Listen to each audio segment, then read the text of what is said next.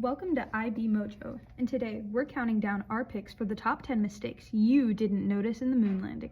Let us know in the comments below which one surprised you the most.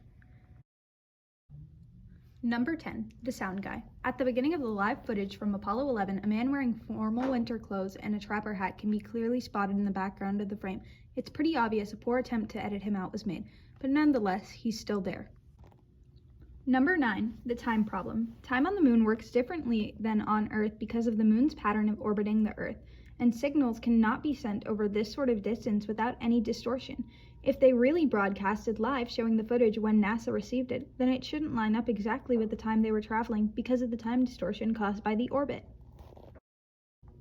Number 8, signal. We know the video signal was broadcast through the early bird communications satellite, but satellites don't work without a tower or a station for it to connect to.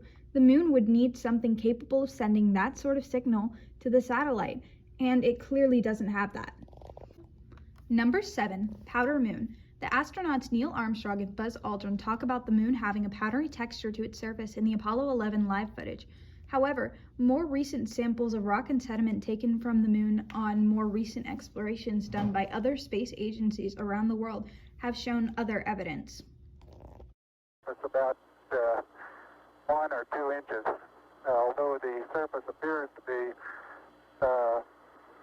very, very fine-grained as you get close to it. It's almost like a powder. Ground mass is very fine. Number 6, there's no blast crater.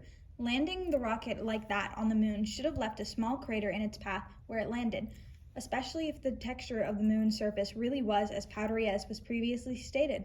However, in the footage, we see no evidence of this sort of damage on the moon's surface. Number 5, highlights on Neil's helmet.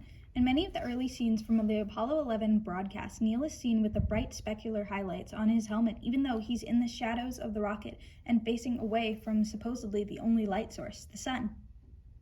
Number 4, the flag. In photos taken during these projects, the American flag they brought is waving, but there's no wind on the moon, so there's nothing to make the flag wave. Number 3, lack of stars. There appear to be no stars present in the photos taken on the Apollo mission or during the Apollo 11 broadcast. The moon has no air, leaving a black sky where the stars should be perfectly visible, so why can't we see them? Number 2, the shadows. In many of the photos captured during the Apollo missions and the Apollo 11 live broadcast, the shadows just don't make sense.